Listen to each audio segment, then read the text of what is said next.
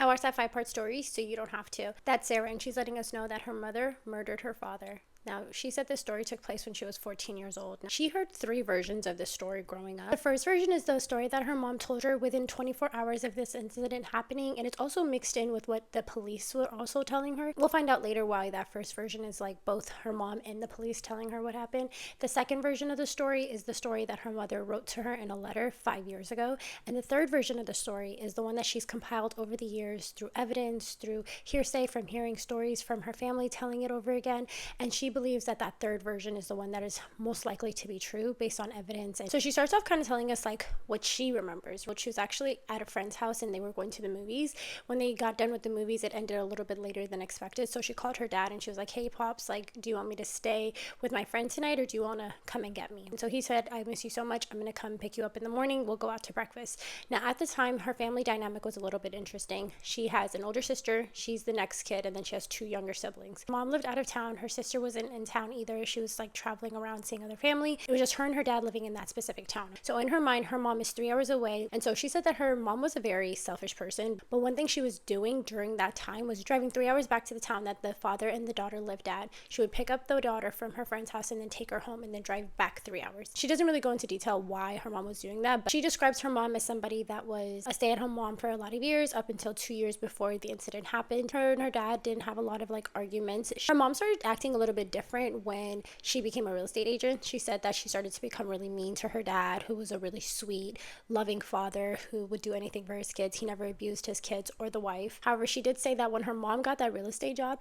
that's when she started coming home with her eyes bloodshot red. She was really erratic and she just didn't understand why. Sarah said multiple times that her mom would burst into her room when her and her father would argue and she would ask her like, who would you live with if me and your father got a divorce, which obviously really made Sarah uncomfortable. But this is also when she started to realize that her mom's really not happy. So once her dad said, hey, I'll pick you up in the morning, her mom drove 3 hours, picked her up and her friend, and then took her home so she can grab some clothes. And she told her, hey, hurry up, run inside, grab some clothes before your dad gets back. He's really mad at you because you got some bad grades and you need to like avoid him, otherwise he's going to ground you for the whole summer, which obviously set off red flags in Sarah's head because she's like, I don't make bad grades and my dad has never been so mad at me to the point that he grounded me for the whole summer. But she listened, she grabbed some clothes, and her mom ended up dropping her back off at her friend's house. And then what Sarah thinks happens is that her mom drove back 3 hours to her brother's house and stayed there, and her 2 younger siblings are also with her mom. So when her mom dropped her off at the friend's house, she also said, hey, make sure you don't call your dad, he's going to be mad at you and you're going to get in trouble. So she was like, okay. That night, and she's tossing and turning, she literally cannot sleep, and she honestly wanted to call her dad and be like, hey,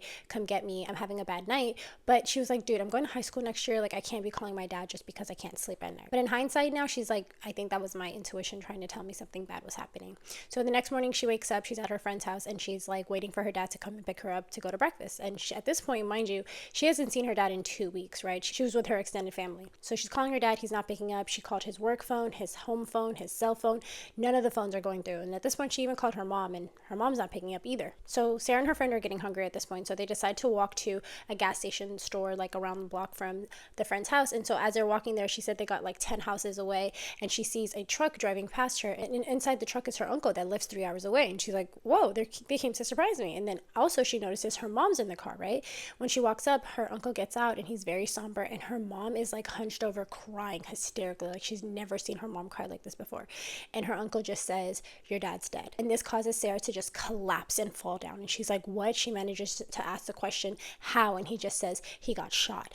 And so now Sarah is just so confused. She's asking who, and he's like, we don't know. But for some reason, her intuition told her that her mom may have not pulled the trigger, but she has something to do with it. She doesn't know why yet, but this is just the initial feeling that she has. So she goes back to her friend's house, she grabs her things, she goes back to her own house, she grabs a few more things, and then they head back 3 hours to her uncle's house. When they get back to her uncle's house, there's already some family members there, you know, ready to console them. The whole ride back, her mom was either crying or completely silent. Sarah's standing there with her mom at the uncle's house, and her mom is like just profusely apologizing, like, I'm sorry, I'm sorry, I'm sorry. Sarah's consoling her, and she's like, no, it's fine. But this was like a turning point in Sarah's life because she was like, I'm never going to sit here and make myself smaller for another person because I don't want to deal with the consequences of their anger or them lashing out at me. Sarah felt like she abandoned herself to comfort her mom in that moment, knowing in the back of her mind she felt like her mom had something to do with this. So that's the version of the story from Sarah's perspective. So at this point, the mom takes the older sister and Sarah to go talk to them and tell them like her version of the story. So she starts off by saying, so your dad called me late night and he basically asked me to come and talk to him and to see if we can work out a relationship and, you know, just come to some sort of resolution. So I decided to get up and drive 3 hours in the middle of the night to go talk to your dad. But on my way there, I saw him flashing his lights behind me. And so I stopped the car. He was in his truck with another man that was really scary to me. And I don't know, but he just gave me bad vibes. Sarah's sitting there like, this is very odd, but I'm just going to keep listening. And then when she tried to say that her dad just like found her on the streets, she's like, how did he know where you were? We didn't have like locations or like find my friends back then. The mother was basically trying to tell Sarah and the older sister that her dad was involved in some type of like drug deal and that other guy was a drug dealer or they were doing drugs, something along those lines. And she said that she felt like she was being set up and that this whole thing was like super dangerous. But the minute that Sarah heard her mom trying to say that her dad had a drug issue or anything like that, she was like, absolutely not. I know my father. He doesn't even have alcohol around us because he knows he has 4 young children to take care of. You're lying. I know who my father is. I don't want to hear anything else. She shut her mom down from telling the story from that point forward. So that's why she only has bits and pieces from what her mom told her that day. The rest of the story is from the police's perspective. What the mother told the older daughter and Sarah was kind of similar to what she told the police. So she ends up hearing that her mom told the cops like, yeah, I was so scared about the other guy that I drove off. And the last thing she saw was the man that was scaring her chasing her father, and her father had a gun in his hand. After driving off, her mom said that, oh, I guess I should go back and check on, you know, my husband and make sure he's okay. And that's when she went back to the location of where the truck was, and the truck was gone. But then when you intertwine the police's version to the mom's story, this is where the police say that a cop car was driving down the street and he pulled up to see if he could help in any way, and that's when he found the mother and the deceased father on the ground. Now, the second version that she heard was from her mom writing it to her 5 years ago. The mom starts off by saying that she had just gotten surgery at that time and that she was hooked on her meds and she was actually starting to become very dependent on them, and this caused her to get into a really depressive state. And her father was completely aware of this behavior. So in the letter, the mom says, oh, you know, I was at your uncle's house and your dad called me and he was irate and he was upset because he found my substances. The dad was also like, I'm going to call your doctor and tell him to stop refilling your pills because you don't even need these anymore. And he was basically saying that I need to quit, I need to stop, otherwise he's going to take the kids away from me. And I didn't believe that he actually found them, so I drove 3 hours back home to see if he actually got them. But first she went to her job and she picked up a gun. Sarah doesn't go into detail about why she was able to go to her employer and pick up a gun. So her mom tells her that she had a gun in her possession because she wanted to go and pick up more substances and prove to her dad, whether he called the doctors or did whatever he wanted to do, she can still get her hands on her drug of choice and there's nothing he can do about it. Then the mother tells her, I was driving and then I saw him flashing his lights behind me and I saw that it was his car, so I pulled over. He walked up on me and I pulled out the substances and I said, hey, look, I can get them all on my own. I don't need you. And he was so mad he hit them out of her hand. At this point, the dad starts to walk away and he tells her, you're never going to see these kids again. And that's when Sarah's mom said she got so upset she shot a warning shot into the air, and the dad turned around and said, you're effing crazy. Don't ever come around the kids again. And she said that's when she finally aimed it at him, shot him, and then continued to shoot him because she claimed that she blacked out.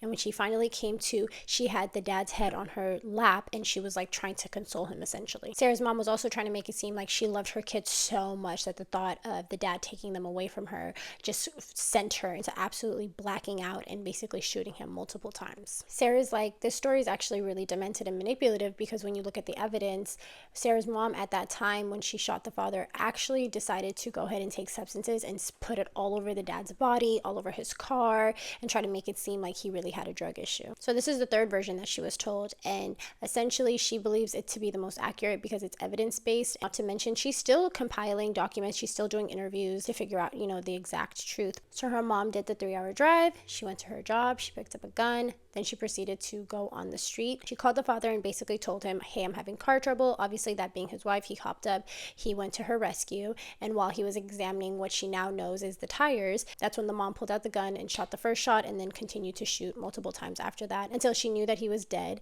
and then she proceeded to put substances all over him. So after the mom did that, her plan was she was going to go back to her employer's job, drop off the gun, go back home, and hopefully get there before anybody wakes up. But just in case somebody did wake up before she got back home, she wrote wrote a note saying, hey, I went out for breakfast and coffee, I'll be back, so that nobody would question where she was. That plan got soiled because obviously, like I said earlier, a cop drove by and noticed 2 cars on the side of the street, and he pulled over to help. And now she can't continue on with her plan of driving back 3 hours and acting like nothing happened. She doesn't tell us if the mother was arrested on site. It doesn't seem like it, because that's why the uncle was able to have the mom in the car the next morning and go pick up Sarah from her friend's house, and then everything that happened in that sequence happened. So I did end up watching a bunch of other videos that were not a part of the series, and I did find bits and pieces of information. Like, for example, I did find out for the past 20 years her mother has been in prison, and she's been serving that sentence for murdering her father. She did have a parole hearing this September, and she was denied, so she will be in prison for another 4 years, and hopefully she continues to get denied. Now, if this story seems like it's all over the place, it probably is because it is all over the place. Cher is still very much working on putting this together and figuring out all the evidence. She's actually starting a podcast. She's going to go back to that town and ask like the detective that found the mom and the